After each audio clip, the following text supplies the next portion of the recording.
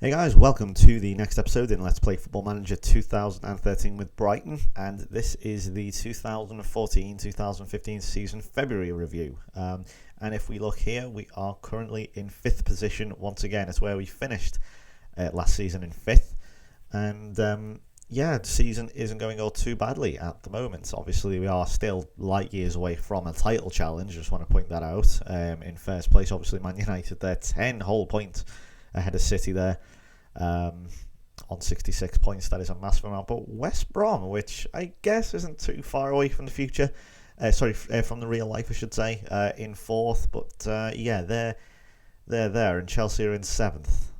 Strangely enough, still with Roberto Di Matteo, and Ashley Cole is now the vice captain. Okay, this is where the game starts going a bit kooky. West Brom, it's Derek McInnes is the manager. Who's he? I think I know his name. Oh, he has played for West Brom. Fair enough. Fair enough then. I think he is still a current player. Actually, no, he's not. He's probably retired then. As you can see, though, Tottenham. Tottenham have a couple of games in hand. So obviously they might catch us up maybe, and we might slip down. But it's very tight at the moment. From about 4th to 12th or 13th, I guess. Still not absolutely. The good thing is, obviously, we hit that 40 points. The good thing is we are dead on 40 points. 40 points, of course, means 99.9% certainty of staying in the league. That's kind of the main aim. Obviously, the objective was Europa League qualification. I think actually no, it wasn't. It was mid-table qualification.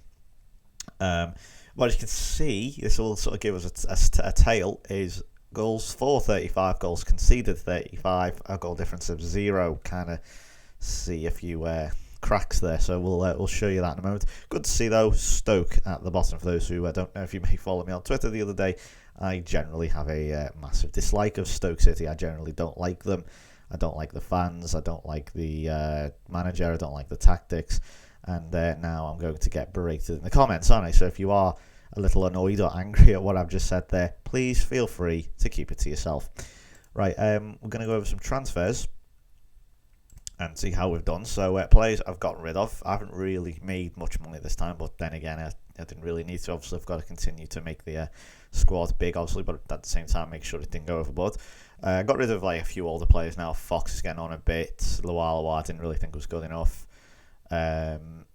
Calderon is getting on a bit. Mal Bronk, obviously, and Kiriakis all getting on a bit. But these are the players I've brought in to see how we do. First one was Kyle Norton. Obviously, I think the main thing is to shore up the defence. I think that is certainly the main thing. Kyle Norton, who I think I did actually bring in for Southampton on FM12, did a really good job. And then there's Marco D'Alessandro, who I was recommended by. He was actually 4.5 stars in terms of potential, I think. Obviously, he's only 23, so he's still fairly young. And I got him for an absolutely bargain, to be honest, and you can kind of see how well he's doing there. An average rating, not absolutely incredible, but he's doing a decent job for £1 million. James Ward-Prowse was released by Southampton, a player who a lot of people think is, going to be a future England player, possibly. I don't know. But I've seen certainly on this. You look at them stats. A fair amount of green in there. Nice amount of green, and some decent numbers. Obviously, he's got good stamina, decent acceleration, and very nice technique. So, he has something there. It's just obviously using it and getting him on there. And by Niang, now he is back at AC Milan. Unfortunately, I did for some reason the deal was to have him for, I think it was like 6 months or something, or 3 months. And for some reason, he didn't want to renew the loan. He did not want a new renewed contract. So for whatever reason, piss off. As you can see here, he did really, really, really well. If we go down here, 22 appearances, 10 goals. So, you can see he really is a pretty good little loan signing. Scott Sinclair from Manchester City, got him on loan for a loan fee of £35,000. I think that is every month. But you know what, Scott Sinclair, why not on loan? Decent signing, in my opinion. Kieran Gibbs from Arsenal, a player I like. As you can see, although he is injured, and I think he has been injured for quite some time. So that is a slightly annoying thing there, but there you go. Thomas Nessed, I managed to get him back. I had him on loan. I just want to point out I did have him on loan last season, And if we look, there have been 10 goals and 30 appearances. Last year 13 goals. That's not bad for a debut in your Premier League. Okay, it's not Michu, or anything, but I wouldn't argue with that at all. I think he's done okay there. Gael Kakuta from Chelsea, who I thought would be decent. He hasn't turned out to be all that great, to be honest. As you can see, the average rating is not great. Yeah, and the game did actually highlight him and say, he's been one of those nearly players. He's nearly been nearly got to the top, but just can't push on. Like a good player like that. Trying to think, a player who was touted but never really went anywhere. I'm sure you can think of one in your own head. Anyway, we've got a goalkeeper here. This is a bit of a gamble, but I've gone for him. He's my first regen of the series. As you can see, he's actually damaged his cruciate ligament, so he's out for a whole season, although he is only 19, so I was hardly ever going to use him anyway. His name is Mateus. He is Brazilian, and I signed him for £2.5 million from Gremio. He has some good potential there. I need to stop going backwards. Next one here was Jean-Paul Laris, who is only 16 years old. He is in the reserves. Obviously, there's no under-18s in FMC, so so obviously he's gone straight into reserves. I don't know how he's done. He's got 1 assist so far. It's not too bad, but again, he had decent potential. I've got one of these guys. You may recognise him from Euro 2012, Jakub Błaszczykowski. And of course, I do remember, for those who watched in the FM Euro 2012 live stream, which I enjoyed very much in the summer, I do remember Barca Boy constantly saying Błaszczykowski in a very, very nice Irish accent. But that's I cannot, because I just remember Barca Boy just saying his name all the time. I just cannot unhear Błaszczykowski in an Irish accent. For those who don't know what I'm talking about, basically we played FM with Barca Boy. Anyway, I've only just brought him in. He's only just come in this past January. As you can see, he was a January signing. And then there's the big one, Marco Marin, a player who I rate very, very highly. Obviously, they're a bit older now. It is 2015, bear in mind. It's not 2012. Okay, it doesn't feel like I've really gone that far. But, 20 agility, 18 acceleration, you can't argue with that at all. He's already made a decent start.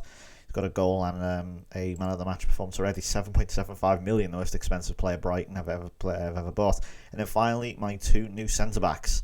We've got Dunk and Greer. And we also now have Jeffrey Bruma. We've got 2 Dutchies. We've got Bruma from Chelsea, who is excellent, £3 million. And Ahmed Hegatzi. I'm not too sure how to pronounce his name. Is it Hegatzi or Hegazi or something like that? But anyway, it doesn't matter. I said Dutch. He was Dutch, but he's gone to be an Egyptian. He definitely had some sort of Dutch thing on him. Okay, he obviously during the the last few days, I'm pretty sure it said Dutch. Maybe I just saw that as blue. Oh, he's Egyptian. Never mind. I'm sure he was done, unless he played in Holland. No, I must have been seeing something. Sorry. I'll do that one again. And we have our Egyptian here, Ahmed Hegatzi, who's a very good player. Oh, right, okay. Oh, that was me. I was probably drunk when I was playing this. Anyway, let's go over the fixtures then. Let's find out how we have done this season. So we started with a 3-0 victory over Norwich. I generally ignore all the friendlies and stuff. They don't mean anything. I don't play them anyway. And also I think now I haven't changed anything. From what I believe and can see, there has been a patch which has stopped, or patch or something. There's been some sort of update where the game doesn't automatically jump straight into the match engine, which is good, so we don't have to wait and load. Obviously I still have to do it for goals here, but I can just go on the match screen now and say this is when Yang scored, this is when Nessid scored, and you can see a bit more detail. And they'll show you these goals, some really nice goals here. And Thompson and Niang on his debut, and by Niang, fans love him already. And he was only around for a few months, but he made a big impact and did a really, really good job. And as you can see, Nessid was also involved. You may have seen his rating was really high. It was 9, and there's a reason why. Thompson Nessid, very, very good indeed. Would recommend him. He is very, very cheap, if not free, after a few seasons, and he is very useful. And there's Ashley Barnes for the 92nd minute winner. 3-0 or third goal, whatever. Anyway, so you can see the type of team building. So we've got Chadley already, and then we had a great game here. I'm not going to show you all the goals we have all day, but we have a 4-3 against Newcastle. This was an unbelievable. Actually, I know what. I will show you these goals because this was such a brilliant game. Really, really enjoyable. As you can see, 10 shots each, 7 on target for them, 6 for us, 40% possession. That's quite difficult to say. No, but honestly though, it was a really, really fun game. This really enjoyed it. And then check this out though from Kieran Gibbs. It's a very odd own goal. I remember this one. As you can see, the date is after Christmas now. And then I really don't know how the ball's managed to go that way when he's going. The ball sort of went in a north manner, even though he was travelling in a southerly manner. Don't quite get that, but yeah, then I'm not too sure what Thomas Kuchak was doing there. Probably should have kept hold of that. Bear in mind, this is 20 minutes. This after 20 minutes, I'm thinking, oh god, here we go. You know, this is going to be a nightmare. We are absolutely dead out of this. But as we all know, we have come back several times before. So you know, it was never completely out of the question. But when you have him by Niang, especially, obviously, you know, you can never count it out. But here we go. It's 3-0 with Papi Cisse off the post. This is 25 minutes, and I'm just handing my head at this point. I'm just thinking, what on earth is going on? Well, as you can see, if you look at the bottom, there was just goals galore. You know, you can see where the goals in the blue bar at the bottom there, just above the text. Look how many goals were scored in the space of a few minutes. Absolutely mental. I don't know whether the game was going mad at this point. I mean, you know, bear in mind I was playing all these, I think, in, oh, look at that, 4-0. So that's 4-0 after 26 minutes. So we did fairly well, to be fair. We scored 3 goals. But, yeah, I think I was playing this in the 3D match engine. And I've talked before about how I think the 3D match engine in this game has been an absolute joke. I don't know who made it or designed it, but whoever deserves it needs sacking, to be honest, because it's diabolical in my opinion. But there you go, there's a Niang again. And that's the third goal in the space of about 3 minutes. So, yeah, it was good. And then this is just before half-time. Niang again involved. Switch it across, and there's Colin Kazim-Richards, who has not featured that much, to be fair. I thought he might be a decent little signing, but he hasn't really impressed me and hasn't really given me much reason to start him, but he did well here. He scored, so you know, it gave him a bit more of an opportunity. And there was a ball up from Lewis Duncan. I think that was probably the opportunity. If we'd scored that, we may have just given ourselves maybe just one extra chance. I know it sounds ridiculous, but like 30 seconds makes a difference. But Nessid, you know, 30 seconds. We had we had the added time then to do it, but yeah, obviously we couldn't do it. 4-3 it finished. Fantastic game. And again, a silly amount of bookings though. That does concern me. Where are we? And then 2-1 against Southampton. Nessid, yes, again scoring. Really, really decent game, this one again. As you can see, you know, we're obviously playing a lot of entertaining games. Nessid with a goal, even though we were down to 10 men for the bulk of the game. But then Rodriguez snipping in the last minute to get a consolation for Southampton. 3-1. And again, another own goal, as you can see. We got, who was it, Nessid, Anichebe and Ronnie Stamp scoring, even though Ramis did put them in the lead. Actually, it took us a while to get going, but once we did, we were okay. And then this is our Europa League group. We actually finished top. We didn't lose a game, which was startling, really. But no, with the winner against Lazio. In fact, I'll show you that. No, can't. Okay, never mind. I'll show you this goal real quick. This is Alexander Button's goal to win it against Lazio. This is the first European game in Brighton. Oh, God, I don't know. I can't remember when have Brighton ever been in Europe? Not sure, but there you go. Anyway, this is Button's goal. Slides across, not the most spectacular in the world, but nevertheless, it won us the game. So that's a famous victory over Brighton. And went to Turkey to Galatasaray 2-2, a very respectable 2-2 against Galatasaray. Nasser Chadli there with the last minute goal. I know we had a brilliant 3-3 game here. Look at the amount. You can start to see the amount of goals we're conceding. You know, you can start to see that a little bit there. Niang again with 2. But look at that, Alex Teixeira there, 3-3. Incredible game.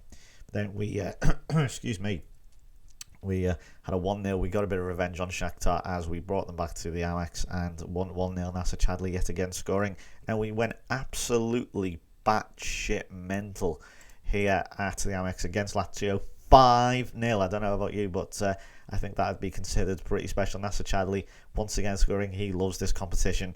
4 goals he got. Well, this isn't going to be his goal, I don't think.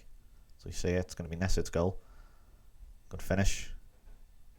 That was 1-0 inside 15 minutes. So as you can see, all the goals are fairly nicely spaced out. But yeah, from then on, it was just the Chadli show. And I tell you, I mean, I remember seeing him in FM12 and he just gave me so much grief for Arsenal. But look at this goal. That was a really nice run. a lot of players do like. I mean, I do admit that is a tactic I do. Whereas I do play through the middle. Whereas usually I do like to play outside the wings, but just the formation I play for this team favours the middle. I generally like to either favour the wings or the middle. I always put emphasis on one of the two, and I know that sounds kind of obvious, but a lot of people just don't bother at all to do one of the two. Make sure you do one of the two. Either exploit the flanks or exploit the middle. Chadley with the second bite of the cherry there makes it 3-0, and this is 3-0 inside half an hour. Could have been a hell of a lot more. And obviously we know how Italian teams seem to just fall and rise again from absolutely nowhere. I watched the goalkeeper here. I really was at that time hoping he'd have a shot there, Strasser, but no. Butner pulls across, and that's a Chadley hat-trick. But Alexander Butner's done a really, really good job. I was really not expecting much from Butner. I thought he was going to be one of those failed, players that, Man United players, he would just, they're all right. But you know what? He's actually really good. He's got something to look forward to, United players, United fans. And that's 60 minutes, 5-0. Nacer Chadli, absolutely phenomenal. And as I say, I remember them on FM12, and that's why I chose him. That 9.9 he got, not quite a 10, but 9.9.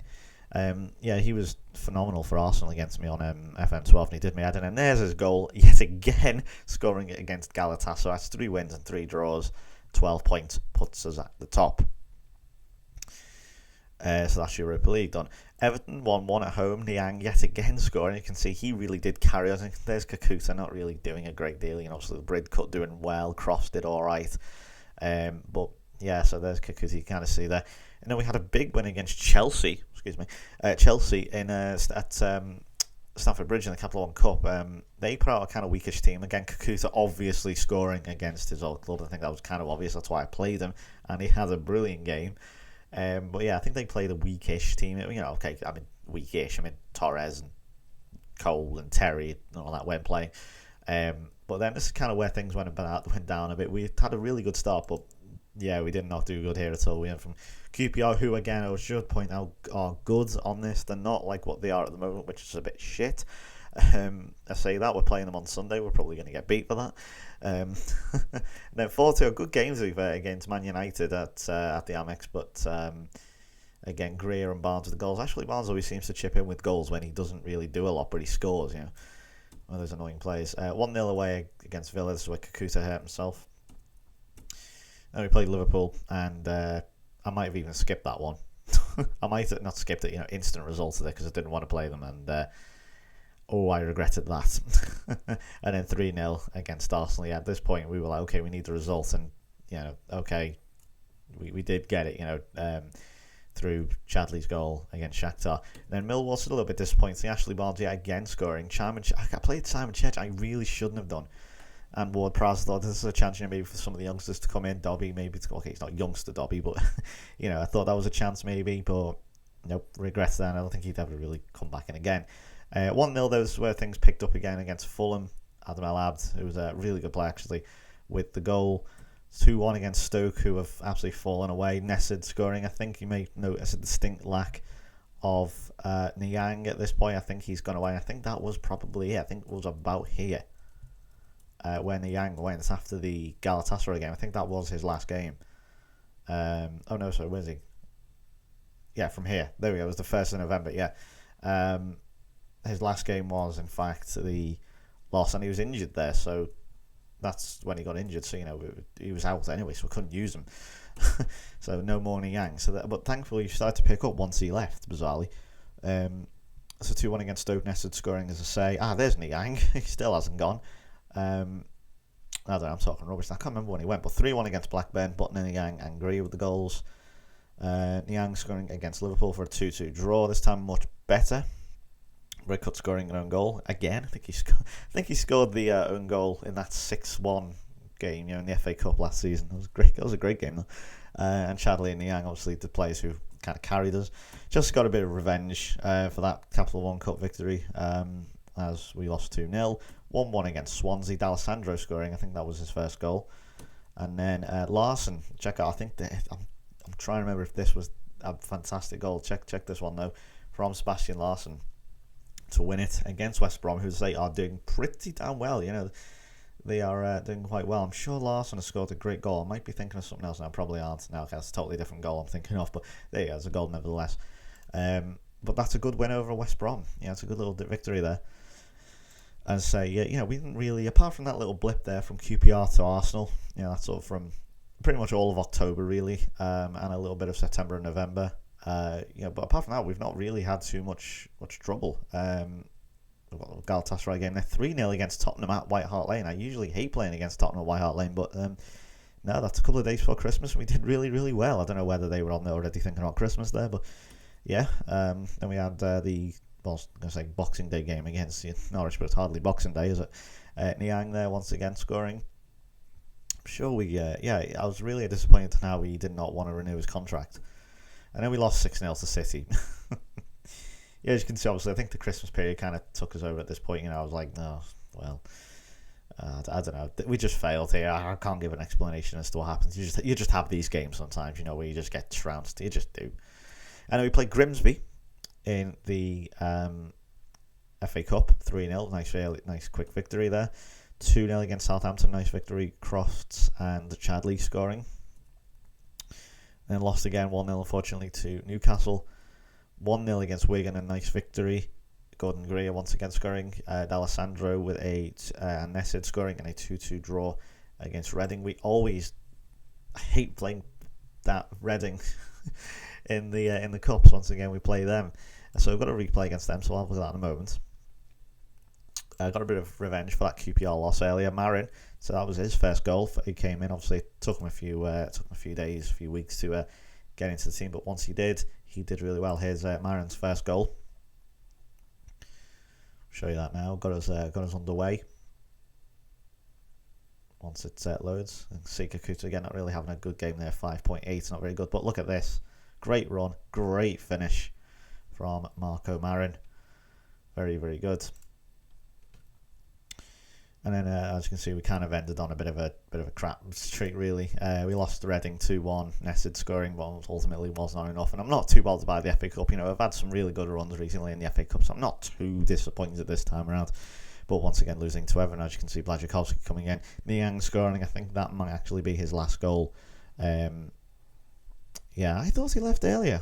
My mind must be going. And yeah, that was disappointing. But, overall, not too bad. Still 5th in the league. Maybe we can push for Champions League qualification. Who knows? We're still at that tipping point. So, yeah, that's that. Let's have a look at the stats. Or the player stats, even. That's how things stand. Yeah, and these go a bit crazy. Emmanuel Adebayor, who, that's not a million miles away. I guess Adebayor is very capable of being a top scorer in the Premier League. Papi Cisse, yeah, that makes a bit more sense. And this is where things start getting a bit weird again. Long, Graham, Cisse, Velios. Actually, Velios, I like Velios. He's really good, actually. I think Everton need to play him more. I think he's a decent little player, Velios.